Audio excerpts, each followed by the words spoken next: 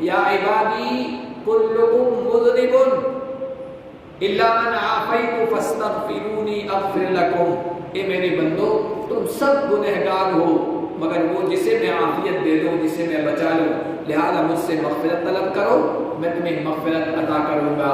یا عبادی کلکم فقیر، اے میرے بندو تم سب کے سب فقیر ہو، محتاج ہو، ضرورت مند ہو، الا من اغنیت، مگر وہی جسے میں غنی کر دوں، جسے میں نواز دوں، جسے میں مالدار کر دوں۔ لانی ماجد، جہاں اللہ کی قدرت، اللہ کی طاقت اور مخلوق کی عاجزی اور بے بسی کو بیان کرنا ہوتا ہے نا، وہاں لفظ سبحان آتا ہے۔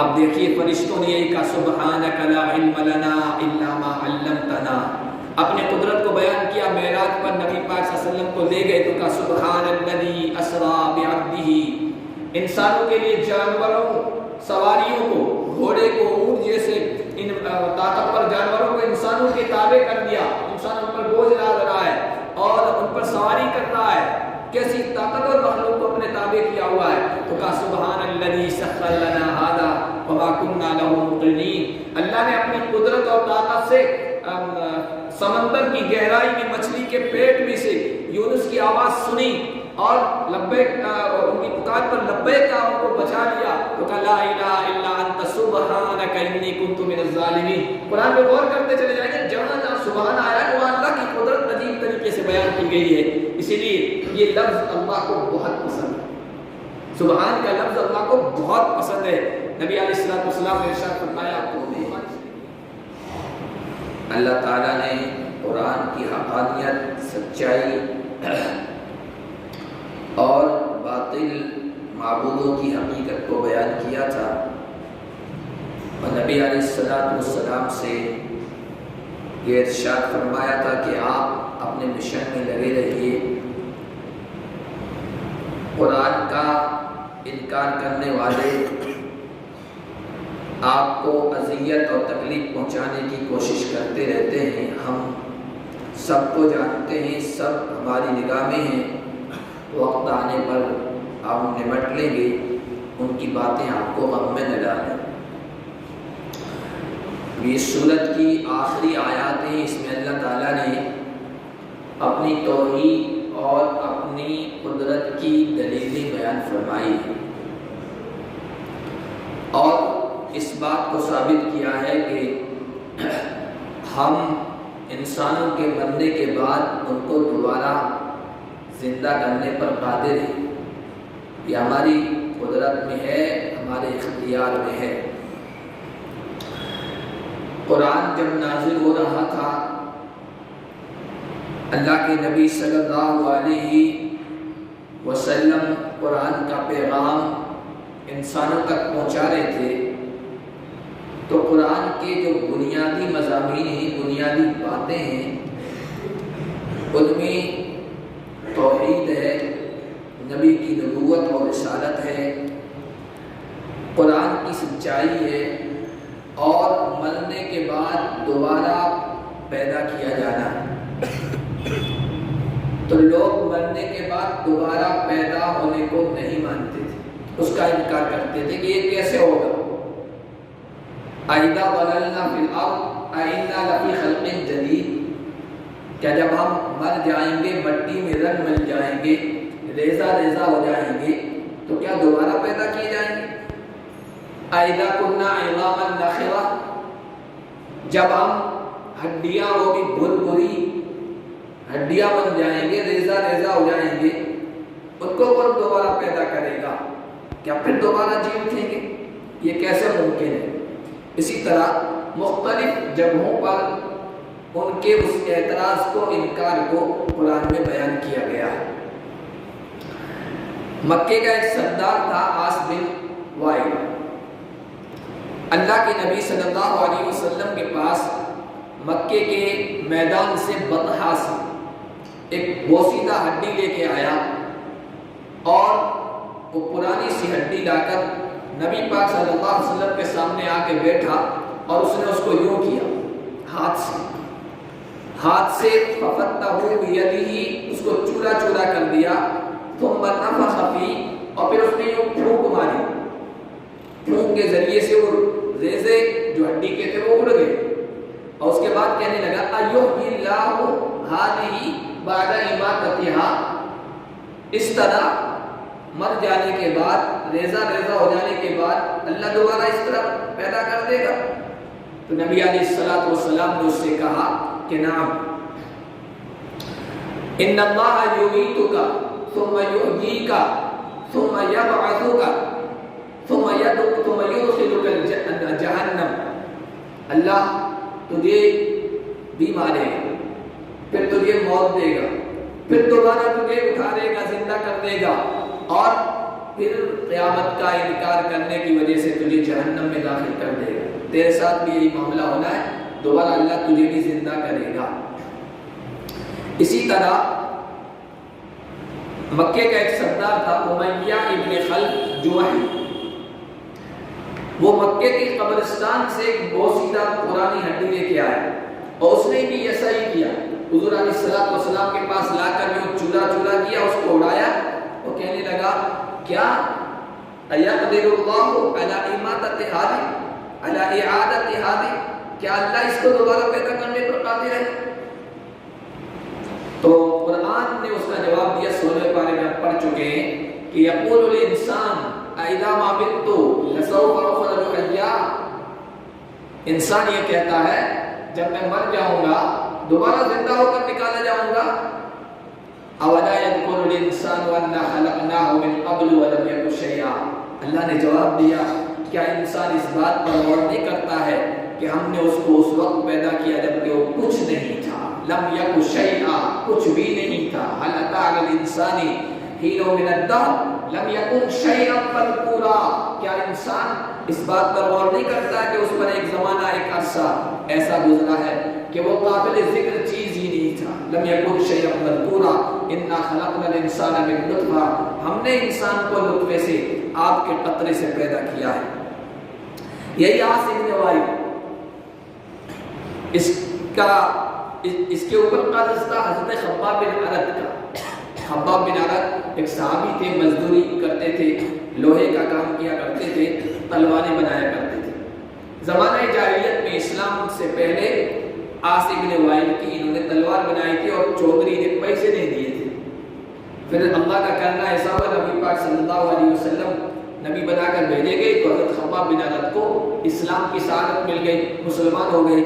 اسلام قبول کرنے کے بعد یہ پیسے لینے گئے عاصم بن وائل کے پاس کہ میں وہ تلوار بنوائی تھی، اس کے پیسے باقی وہ دے دو۔ تو عاصم بن وائل یا دوسرے سردار جو بھی ہوتے تھے وہ کوئی موقع ہاتھ سے نہیں جانے دیتے تھے مسلمانوں کو ذہنی طور پر پریشان کرنے اور کفر پہنچانے اور دین سے ہٹانے کے سلسلے میں۔ تو کہنے لگا کہ میں پیسے نہیں دوں گا حتیٰ تکفر بمحمد، یہاں تک کہ تم محمد کا انکار کر دو کہ وہ نبی نہیں ہے، یہ نہ کہو تب تک پیسے نہیں ملیں گے۔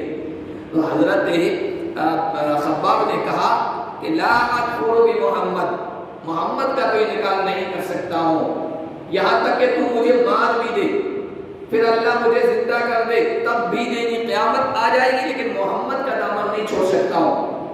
تو وہ کہنے لگا اچھا مرنے کے بعد بھی دوبارہ زندگی ہے، قیامت ہے، کیا تو اس کو مانتا ہے؟ حضرت خباب بن عرد نے کہا ہاں۔ تو وہ کہنے لگا ٹھیک ہے، پھر جب قیامت ہوگی نا مان لو، ہم تو نہیں مانتے لیکن مان لو ہو جائے گی تو میں بھی زندہ کیا جاؤں گا، مجھے وہاں بھی مال ملے گا، وہاں بھی اولاد ملے گی، وہی تیری تلوار کے پیسے لے لینا۔ مذاقیہ انداز میں اس نے یہ کہا۔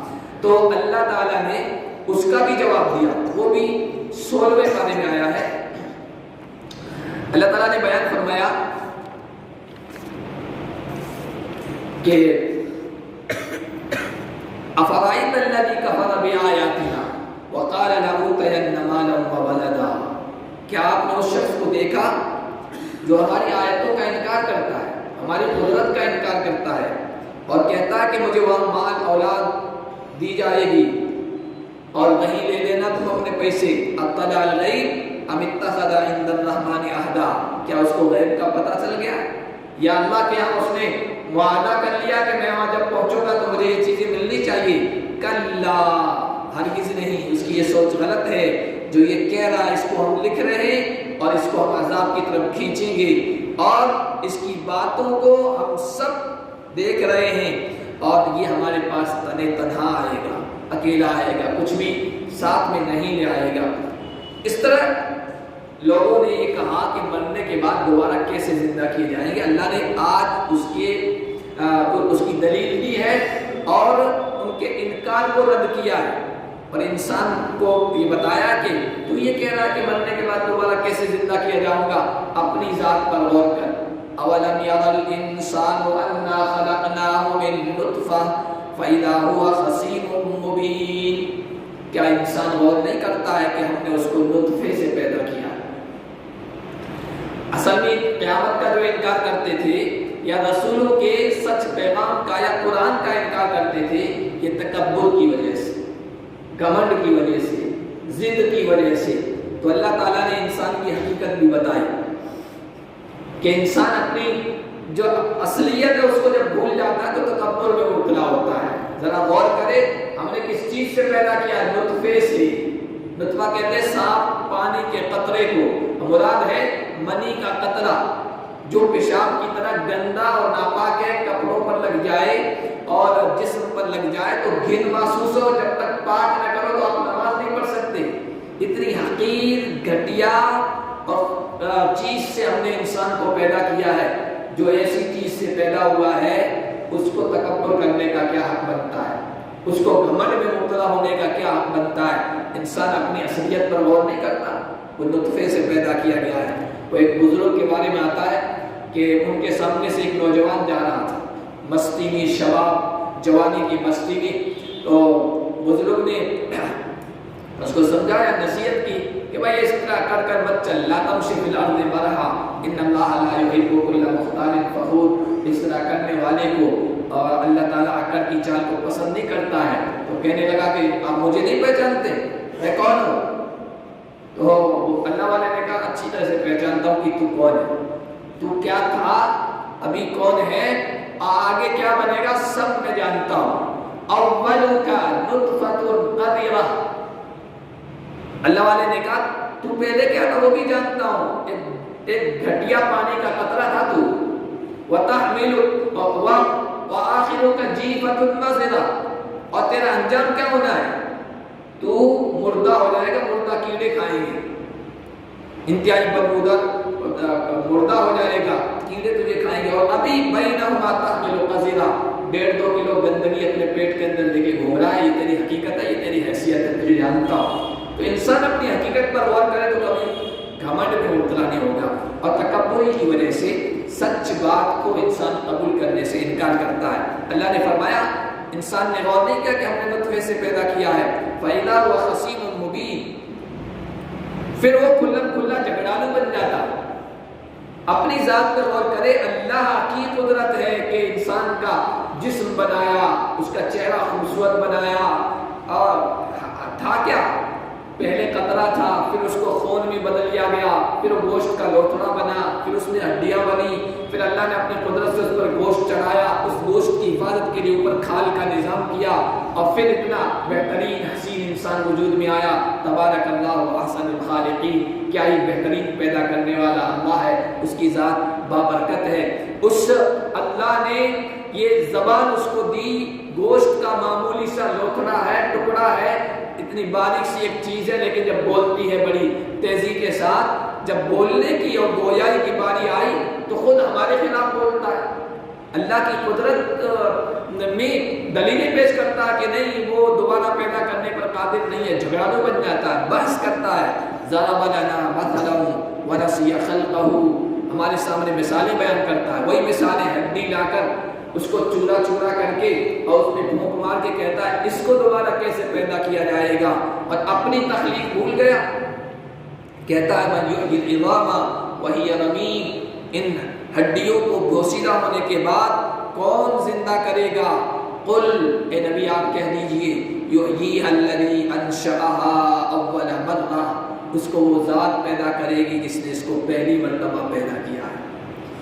ایک مرتبہ کوئی چیز وجود میں آ جائے تو دوبارہ اس کی کاپی کرنا، اس کو دوبارہ پیدا کرنا کچھ بھی مشکل نہیں پہلی مرتبہ کسی چیز کو بنانا مشکل ہے، ایک مرتبہ بن جانے کے بعد اس کا نمونہ سامنے آ جاتا ہے، سمپل آ جاتا ہے، تو پھر لوگ کاپی کر لیتے ہیں، اس کی نقل کر لیتے ہیں اور آسانی کے ساتھ بنا لیتے ہیں۔ تو اللہ تعالیٰ تو ایسا قدرت والا ہے کہ کوئی چیز کائنات کی تھی نہیں اور ان کو وجود بخش دیا۔ آج کل یہ چیزیں بن رہی ہے نا، ان کا جو میٹیریل ہے وہ موجود ہے۔ ابھی بلڈنگ بنی ہے، اس میں لوہا بھی لگا ہے، اس میں پتھر بھی لگے ہیں، اس میں سیمنٹ بھی لگا ہے، اس میں مختلف چیزیں لگی ہے، یہ سب چیزیں پہلے سے موجود ہیں۔ لوہا تھا نہیں، اللہ نے لوہا پیدا کر کے دکھا دیا۔ زمین تھی نہیں، اللہ نے زمین کی تخلیق کر دی۔ اور جتنی بھی کائنات کی چیزیں ہیں وجود ہی نہیں تھا، ان کا کوئی سیمپل ہی نہیں تھا، نمونہ ہی نہیں تھا، اللہ نے پیدا کر دیا۔ تو ایک مرتبہ پیدا کرنے کے بعد اگر وہ چیز ختم ہو جائے، دوبارہ پیدا کرنا وہ احون علیہ، وہ اللہ کے لیے تو چٹکیوں کا کھیل ہے۔ وہ احون علیہ 21ویں پارے میں اللہ تعالیٰ نے اسی سلسلے میں کہا، وہ تو ہمارے لیے تو بہت آسان ہے۔ ایک حدیث میں اللہ تعالیٰ نے، اللہ کے رسول صلی اللہ علیہ وسلم نے بیان فرمایا، اللہ کوئی کہہ سکتا ہے نا، کوئی کہہ سکتا ہے کہ اللہ جب پیدا کرنے پر قادر ہے تو یہ جو لوگ مر رہے ہیں ان کو زندہ کیوں نہیں کر دیتا ہے؟ تو یاد رکھیے اللہ کی حکمتیں و مصلحتیں، جس طرح ایک انسان کی زندگی مقرر ہے اور اس زندگی کا ٹائم پورا ہوتے ہی انسان مر جاتا ہے، اسی طرح اس پوری کائنات دنیا کی موت کا بھی وقت مقرر ہے، اسی کو ہم قیامت کہتے ہیں۔ اور یہ انسان ایک انسان جو مرتا ہے، ایک مخلوق جب وہ مر جاتی ہے تو وہ اس کے لیے قیامت ہے۔ حضور علیہ الصلوۃ والسلام نے فرمایا من مات فقد قامت قیامتہ، جو آدمی مر گیا تو اس کی قیامت ہو گئی۔ یہ چھوٹی قیامت ہے، وہ بڑی قیامت ہوگی جس میں پوری کائنات کی موت لکھی ہوئی ہے۔ اور اللہ نے رسول پاک صلی اللہ علیہ وسلم کی زبانی واقعات بیان کر کے بھی قدرت بتائی۔ حدیث میں آیا، صحیح حدیث میں، بخاری میں بھی موجود ہے واقعہ کہ پچھلی قوموں میں ایک آدمی تھا، اس کے مرنے کا جب وقت قریب آیا تو اس نے اپنے اولاد کو جمع کیا اور کہا کہ ایو ابن کنت، بیٹوں سے کہا بتاؤ میں تمہارے حق میں کیسا باپ تھا؟ تو بیٹوں نے کہا ہمارے حق میں بہت بہتر تھے۔ کہا کہ یہ بات تو ٹھیک ہے، تم نے گواہی دے دی، لیکن اصل بات یہ ہے کہ اللہ کے دربار میں پہنچنے کے لیے میں نے کوئی نیکی نہیں کی، بڑا نافرمان تھا۔ اب اگر اس کے وہاں پہنچ گیا تو بڑی سخت سزا ہوگی، اس لیے تم ایسا کرو کہ میری جب موت آ جائے، مر جاؤں، تو تم ایسا کرنا کہ لکڑیاں لانا، ایندھن لانا، آگ جلانا اور مجھے اس میں ڈال دینا، جلا دینا۔ جلانے کے بعد جو کوئلے رہیں ان کی راکھ بنا دینا، راکھ بنانے کے بعد اس کو اڑا دینا، کچھ سمندر میں کچھ فضا میں، میں نسیہ منسیہ ہو جاؤں گا، ختم ہو جاؤں گا، اللہ کے دربار میں پیش نہیں ہوں گا۔ تو حضور نے فرمایا اللہ تعالیٰ نے اس کو زندہ کیا، زندہ کر کے اپنے دربار میں حاضر کیا، اور دربار میں حاضر کرنے کے بعد کہا کیا تو یہ سمجھتا تھا کہ میں تجھے دوبارہ پیدا کرنے پر قادر نہیں؟ کہا پروردگار ایسا نہیں تھا، لیکن آپ کے ڈر کی وجہ سے کہ آپ کے ہاں پہنچ گیا تو بڑی سخت سزا ہوگی، کوئی ایک نیکی نہیں ہے، آپ کے ڈر اور خوف کی وجہ سے میں نے اپنی اولاد کو یہ وصیت کی تھی۔ تو اللہ تعالیٰ کی رحمت جوش میں آ گئی، اچھا میں نے ڈر کی وجہ سے ایسا کیا تھا، ٹھیک ہے میں نے تجھ پر اپنی رحمت کر دی، تجھے معاف کر دیا۔ لیکن حضور نے فرمایا اللہ نے اس کو دوبارہ پیدا کر دیا، اپنے دربار میں حاضر کیا اور سوال جواب ہوئے۔ اللہ دوبارہ پیدا کرنے پر قادر ہے، کہا کہ ان سے کہہ دیجئے جس نے پہلی مرتبہ پیدا کیا ہے وہ دوبارہ بھی پیدا کرے گا، اور وہ ہر تخلیق کو جاننے والا ہے۔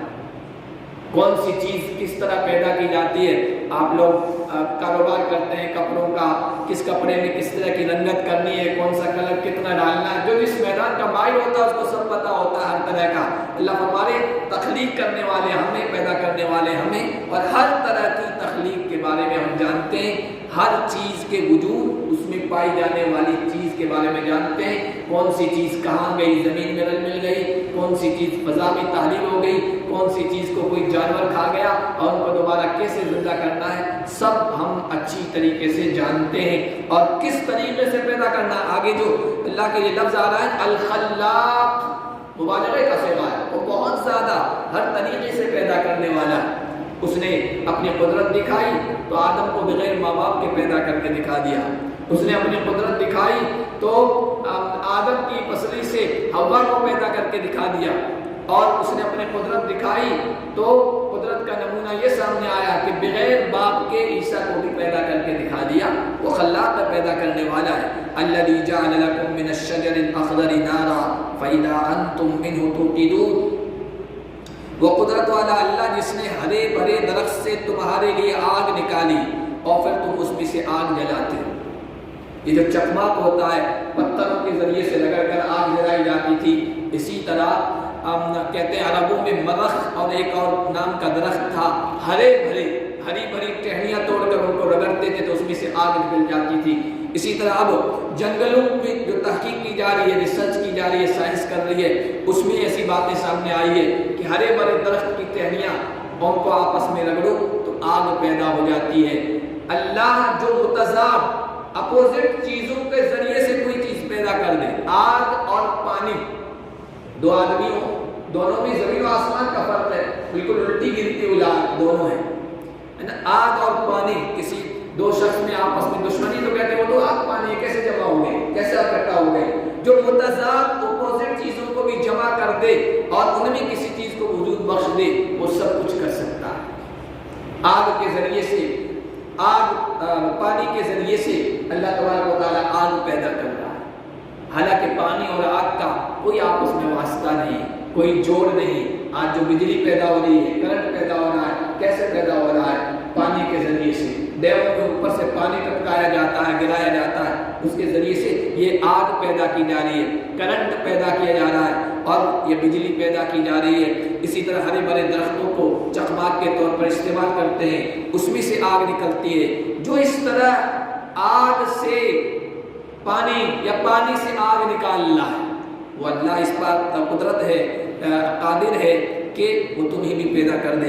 اولیس الذی خلق السماوات والارض بقادر علی ان یخلق مثلهم. کیا وہ ذات جس نے آسمانوں کو پیدا کیا، زمین کو پیدا کیا؟ آسمان و زمین کی پیدائش بہت بڑی اللہ کی قدرت ہے. آپ دیکھیے یہ آسمان کیا ہے؟ چھت ہے. دنیا کی کسی مکان کی چھت بغیر ستونوں کے، بغیر دیوار کے کھڑی نہیں ہو سکتی ہے. اور اگر کہیں کھڑی کر دی جائے نا، بڑی چھت ہو، بیچ میں کوئی ستون نہ ہو، تو لوگ تعجب اس کی نگاہ سے دیکھنے جاتے ہیں کہ بھائی اتنا بڑا گنبد ہے اور بیچ میں کوئی ستون نہیں، صرف دیواروں پر کھڑا ہے. اور اللہ نے اتنی بڑی چھت اپنی قدرت سے بغیر ستونوں کے کھڑی کر دی. اللہ کی کتنی بڑی قدرت. زمین کی تخلیق، زمین کی پیدائش. زمین چکر لگا رہی ہے، یہ گردش کر رہی ہے اور زمین کھڑی ہے پانی پر، اس کے نیچے پانی. اپنی قدرت سے اللہ نے کس طرح اس کو پانی پر جما دیا ہے. حالت پانی ایسی لطیف اور باریک چیز ہے، چھوٹا سا کنکر بھی پانی پر نہیں ٹھہر سکتا ہے. آپ ذرا پھینکیں تو وہ نیچے ہی جائے گا. پانی کے اوپر آپ ہلکے وزن کا مسلح بھی نہیں جما سکتے ہیں، لیکن اللہ نے اتنی بھاری بھرکم زمین کو پانی کے اوپر وجود بخش دیا ہے. اس نے آسمانوں کی چھت کو اور زمین کو پیدا کیا ہے. کیا وہ اس بات پر قادر نہیں ہے کہ ان جیسے انسانوں کو پیدا کر دے؟ بلا، کیوں نہیں. وَهُوَ الْخَلَّاقُ الْعَلِيمُ. وہ تو بہت زیادہ پیدا کرنے والا ہے اور جاننے والا بھی. وہ خوب پیدا کرنے والا، جاننے والا بھی ہے. کون انسان، کون سی مخلوق کب مری ہے، کہاں مری ہے، اس کے جسم کے ذرات کہاں کہاں پوشیدہ ہیں، کہاں کہاں چھپ گئے ہیں، سب کے بارے میں اسے علم بھی ہے اور وقت آنے پر ان کو دوبارہ زندہ کر دے گا. انما امرہ اذا اراد شیئا ان یقول له کن فیکون. اس کے لیے کچھ بھی مشکل نہیں ہے. انسانوں کے لیے کوئی چیز مشکل ہوتی ہے. کسی چیز کو وجود میں لانا ہے، کوئی چیز بنانی ہے، کوئی پروڈکٹ تیار کرنا ہے تو پہلے میٹیریل جمع کرنا پڑتا ہے، مشینیں لگانی پڑتی ہے، مزدور اور کارکن لگانے پڑتے ہیں، اور پھر اس کے بہت مدت کے بعد وہ چیز وجود میں آتی ہے. اللہ کے لیے ان سب چیزوں کی کوئی ضرورت نہیں ہے. اس کا معاملہ تو ایسا ہے، جب کسی چیز کا وہ ارادہ کرتا ہے تو اس سے کہتا ہے ہو جا، تو وہ چیز ہو جاتی ہے. اور یہ بھی مجھے اور آپ کو سمجھانے کے لیے کہا ہے کہ اللہ جب ہو جا کہتا ہے تو وہ چیز وجود میں آ جاتی ہے. اللہ کو کن کہنے کی بھی ضرورت نہیں. اللہ کی مشیت ہوئی، اللہ کا ارادہ ہوا، بس وہ چیز وجود میں آ جاتی ہے. اسی لیے حدیث میں ایک جگہ اللہ کے نبی صلی اللہ علیہ وسلم نے فرمایا، اللہ خود فرماتے ہیں یا عبادی کلکم مذنب الا من عافیت فاستغفرونی اغفر لکم، اے میرے بندو تم سب گنہگار ہو مگر وہ جسے میں عافیت دے دوں، جسے میں بچا لوں، لہذا مجھ سے مغفرت طلب کرو، میں تمہیں مغفرت عطا کروں گا۔ یا عبادی کلکم فقیر، اے میرے بندو تم سب کے سب فقیر ہو، محتاج ہو، ضرورت مند ہو، الا من اغنیت، مگر وہی جسے میں غنی کر دوں، جسے میں نواز دوں، جسے میں مالدار کر دوں۔ لأنی ماجد واجد احد، اس لیے کہ میں عظمت والا ہوں، میں جواد ہوں، سخی ہوں، فیاض ہوں، مالدار ہوں، میں ایک اکیلا ہوں۔ اور آگے فرمایا کہ عطائی کلام، مجھے اگر نوازنا ہوتا ہے تو بس بولتا ہوں نواز دیتا ہوں، کن کہتا ہوں، میں کہتا ہوں بس نواز دیتا ہوں۔ وعذابی کلام، اور کسی کو میں محروم کرنا چاہتا ہوں، عذاب میں مبتلا کرنا چاہتا ہوں تو بھی میں بس کلام ہوتا ہے، ہو جا، یا اس کے ساتھ یہ معاملہ کر لو اور وہ چیز ہو جاتی ہے۔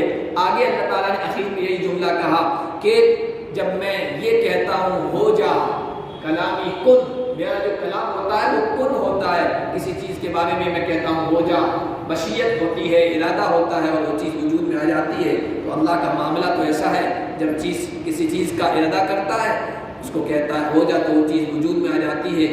اس کے لیے پوری کائنات کو دوبارہ پیدا کرنا کچھ مشکل نہیں ہے۔ فسبحان الذی بیدہ ملکوت کل شیء، پاک ہے وہ ذات جس کے قبضے میں ہر چیز کی بادشاہت ہے۔ ملکوت کہتے ہیں بادشاہت کو، اختیار کو، پاور کو، کنٹرول کو، ہر چیز کا اختیار اس کے قبضے میں ہے۔ پاک ہے وہ ذات، جہاں اللہ کی قدرت، اللہ کی طاقت اور مخلوق کی عاجزی اور بے بسی کو بیان کرنا ہوتا ہے نا، وہاں لفظ سبحان آتا ہے۔ اب دیکھیے فرشتوں نے یہی کہا سبحانک لا علم لنا الا ما علمتنا، اپنے قدرت کو بیان کیا۔ معراج پر نبی پاک صلی اللہ علیہ وسلم کو لے گئے تو کہا سبحان الذی اسری بعبدہ، انسانوں کے لیے جانوروں، سواریوں کو، گھوڑے کو، اونٹ جیسے ان طاقتور جانوروں کو انسانوں کے تابع کر دیا، انسانوں پر بوجھ لاد رہا ہے اور ان پر سواری کر رہا ہے، کیسی طاقتور مخلوق کو اپنے تابع کیا ہوا ہے۔ تو کہا سبحان الذی سخر لنا ھذا وما كنا له مقرنین، اللہ نے اپنی قدرت اور طاقت سے سمندر کی گہرائی میں مچھلی کے پیٹ میں سے یونس کی آواز سنی اور لبیک، ان کی پکار پر لبیک کہا، ان کو بچا لیا۔ تو کہا لا الہ الا انت سبحانک انی کنت من الظالمین۔ قرآن میں غور کرتے چلے جائیں گے، جہاں جہاں سبحان آیا ہے وہاں اللہ کی قدرت عجیب طریقے سے بیان کی گئی ہے۔ اسی لیے یہ لفظ اللہ کو بہت پسند ہے، سبحان کا لفظ اللہ کو بہت پسند ہے۔ نبی علیہ الصلوۃ والسلام نے ارشاد فرمایا، بخاری شریف کی آخری آیت، آپ لوگ اگر بخاری کے درس میں جاتے ہوں گے، مدرسوں میں جب بخاری ختم ہوتی ہے آخری حدیث یہی ہے، کلمتان حبیبتان الی الرحمن خفیفتان علی اللسان ثقیلتان فی المیزان سبحان اللہ وبحمدہ سبحان اللہ العظیم۔ دو کلمے ہیں، دو جملے ہیں، دو بول ہیں جو زبان پر بولنے میں تو بہت آسان ہے اور اللہ کو بہت محبوب ہیں، کل جب ترازو میں تولے جائیں گے قیامت کے دن تو بہت وزنی ہوں گے۔ ایک سبحان اللہ وبحمدہ سبحان اللہ العظیم، اس میں سبحان کا لفظ آیا ہے اور اس کے ذریعے سے آپ اپنے جنت میں جو آپ کا محل ہے اس کو آباد کر رہے ہیں، جنت کے باغ کو آباد کر رہے ہیں۔ حضرت ابو ہریرہ ایک مرتبہ پودے لگا رہے تھے، نبی پاک صلی اللہ علیہ وسلم کا گزر ہوا، کہا ابو ہریرہ کیا کر رہے ہو؟ کہا رسول اللہ پودے لگا رہا ہوں، کیا میں تمہیں جنت کے پودے نہ بتاؤں؟ تو پھر حضور نے کہا کہ سبحان اللہ کا ورد کرو، تم سبحان اللہ کہو گے تمہارا جنت کے باغ میں وہاں پودے لگیں گے، درخت لگیں گے۔ تو سبحانہ میں اللہ کی قدرت کو بیان کیا جاتا ہے، اللہ کی ذات سے عاجزی، نقص، کمی، عیب کو مبرہ کیا جاتا ہے۔ سبحانک، پاک ہے وہ ذات ہر طرح کی عاجزی سے، بے بسی سے، لاچاری سے، نقص سے، عیب سے۔ جو عاجز نہیں ہے وہ سب کچھ کر سکتا ہے، اس کے ہاتھ میں ساری چیزوں کا اختیار ہے اور تم سب کو اس کی طرف لوٹ کر جانا ہے اور اپنے ایک ایک چیز جو تم نے انجام دی ہے کہ یہ کا حساب دینا ہے۔ ان خیر فخیر وان شر فشر، من یعمل مثقال ذرۃ خیرا یرہ ومن یعمل مثقال ذرۃ شرا یرہ، جس نے ذرہ برابر نیکی کی ہوگی اس کو بھی وہاں دیکھ لے گا، پا لے گا، اور جس نے ذرہ برابر شر اور برائی کی ہوگی اس کو بھی وہاں پا لے گا، اس کا بھی سامنا کرے گا۔ اس لیے وہ دن تو آنا ہی ہے، قیامت کا دن مرنے کے بعد دوبارہ زندہ ہونا ہی ہے، اللہ کے دربار میں حاضر ہونا ہی ہے، اس کا یقین رکھو اور اس کے مطابق اپنی زندگی بسر کرو۔ الحمدللہ سورہ یاسین مکمل ہو چکی ہے، اگلا درس سورہ صافات سے ہوگا۔ اللہ پاک ہم سب کو قرآن کو سمجھنے، قرآن کے مطابق زندگی بسر کرنے کی توفیق عطا فرمائے۔